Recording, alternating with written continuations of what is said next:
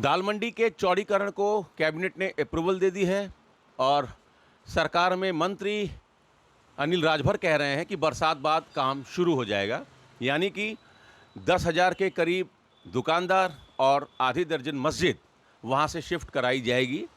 और इस पर बातचीत करने के लिए हमारे साथ अंजुमन इंतज़ामिया मसाजिद कमेटी के जॉइंट सेक्रेटरी मोहम्मद यासिन साहब हैं। यासिन साहब, अब तो चौड़ीकरण होगा, अब कोई इफ़ बट नहीं है, कैबिनेट ने मंजूरी दे दी है। देखिए, कैबिनेट की मंजूरी अलग है, लेकिन कैबिनेट में ये थोड़ी कहा गया कि फ़ौरन जा करके बुलडोज़र चला दीजिए। हाई कोर्ट ने जो स्टे दिया उसका क्या होगा? हाई कोर्ट ने जो ऑर्डर्स दिए उसका क्या होगा? तो कैबिनेट को तो पता होगा ना ये कि हाई कोर्ट ने स्टे लगा रखा है।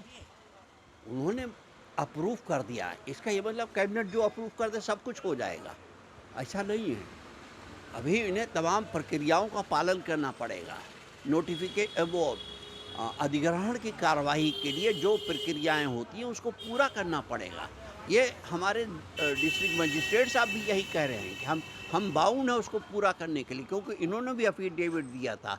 जो लोग यहाँ दाल मंडी के लोग गए थे, जो मस्जिद वाले गए थे, उसमें अफिडेविट जो दिया है वो यही है, और वहाँ से ऑर्डर यही हुआ है कि अधिग्रहण की कार्रवाई की जो भी प्रक्रिया है कानून के तहत वो ये करेंगे। मान लीजिए वहाँ बुलडोजर अगर चला के अगर शुरू ही कर दिए, अगर वहाँ प्रोजेक्ट पर काम करना। एक मिनट सुन लीजिए, कुछ जगहों पे ऐसा किया है तो वहाँ के अधिकारियों को सजाएं भी मिली हैं, 10-10 लाख रुपए तक जुर्माना हुआ है। ऐसा थोड़ी कि सब लोग छोड़ देंगे, या हमारी मस्जिद ही पे अगर हाथ लगाएंगे क्या हम हाथ पे हाथ धरे बैठे रहेंगे? ऐसा तो नहीं है। देखिए, कानून के तहत जो भी कार्रवाई होगी हम उसका समर्थन करेंगे, लेकिन कानून से विरत होकर क्या कोई कार्य करेगा तो हम लोग उसका विरोध करेंगे। आपने एक जगह बयान दिया कि तश्तरी में, हाँ, बिल्कुल सही बात। हम कोई मस्जिद तश्तरी में सजा के देने वाले नहीं। हम ये पहले भी हम कहते थे, ज्ञानवापी के मसले में भी, आज भी ये कह रहे हैं। लेकिन वो तो आमादा है कि हम वहाँ चौड़ीकरण करेंगे ही। चौड़ीकरण करने को वो तो आमादा रहेंगे ही, क्योंकि फिर उन्हें भी कहीं जवाब देना होता है। मुख्यमंत्री जी पूछें या कोई पूछे कि भाई क्या हो रहा, तो कहेंगे साहब को प्रक्रिया चल रही है। वहाँ से नंबर 1। नंबर 2, अभी तक किसी को नोटिस नहीं मिली है। भाई जो भी कार्रवाई होगी तो नोटिस के तहत होगी, ऐसे थोड़ी चले जाएंगे बुलडोजर लेके। ऐसे नहीं खुश होया जाता है लोगों को। लोग खुशी जो बना रही है गलत है, इसमें खुशी की कोई बात नहीं। कानून के तहत ही हर अधिकारी को करना होगा। कोई अधिकारी ये समझे कि हम कानून से ऊपर हैं, तो ऐसा कुछ नहीं है जी। तो ये आपको लगता है कि सरकार पर भी दबाव है क्या चौड़ीकरण को लेकर? ये डेवलपमेंट का मामला है या पॉलिटिक्स है, आपको क्या लगता है? ये पॉलिटिक्स है, क्योंकि जो जिस रास्ते के लिए पहले चयन हुआ था, जो 40 मीटर है, उसको छोड़ करके यहाँ आए। पॉलिटिक्स है, प्योर पॉलिटिक्स है।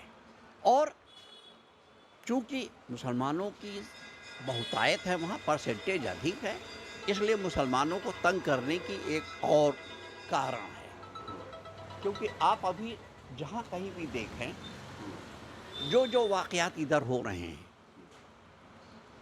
चाहे राजा तालाब हो या कहीं का भी मसला हो, सब जगह यही हो रहा है। और बिहार का इलेक्शन करीब है, तो बहुत से शोषे छोड़ेंगे। अच्छा, एक जो वो कहते हैं कि 1 लाख कांवड़िए रोज़ गुजर रहे हैं और श्रद्धालुओं की संख्या बहुत बढ़ गई है, हमको जगह चाहिए, वहाँ से सीधे बाबा के दरबार तक पहुँच सकता है श्रद्धालु, इसलिए हम चौड़ीकरण कर रहे हैं। ऐसा है, कहीं वहाँ से सीधे नहीं पहुँचेगा कोई। उसी से हट करके 40 मीटर वाला भी तो है। अगर देखा जाए तो वहाँ कम लागत आएगी, कम तोड़फोड़ करना होगा, कम लोग विस्थापित होंगे। आप ये भी तो देखिए, विकास के नाम पे क्या विनाश करेंगे? ये तो विकास के नाम पे विनाश माना जाएगा।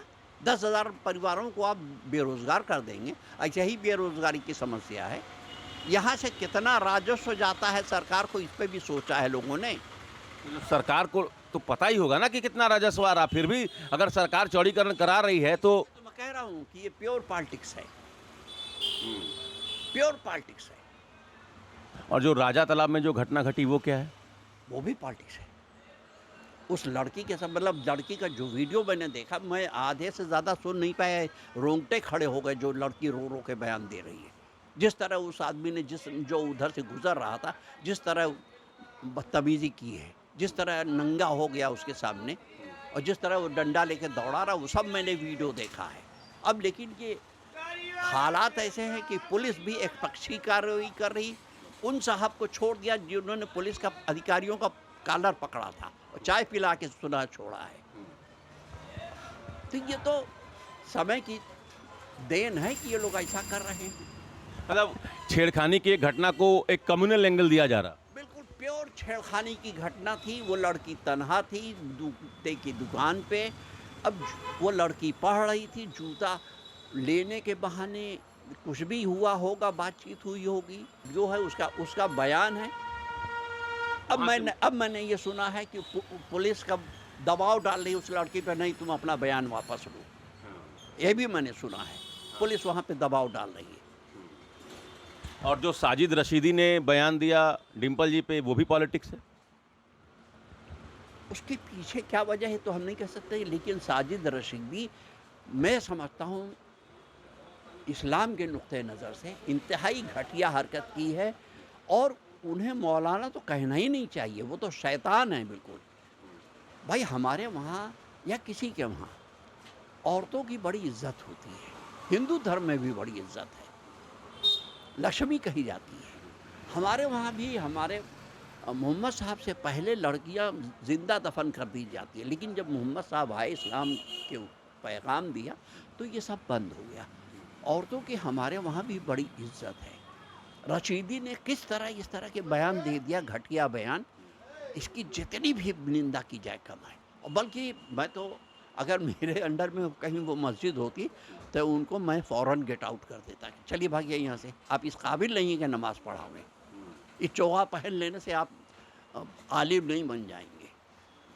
वो भाजपा के मौलाना है क्या वो? अब ये तो हम नहीं कह सकते किसकी मौलाना है, लेकिन बहरहाल वो किसकी ज़बान बोल रहे हैं, ये राजनीति के तहत बोल रहे हैं या अपनी गंदी मानसिकता के तहत बोल रहे हैं।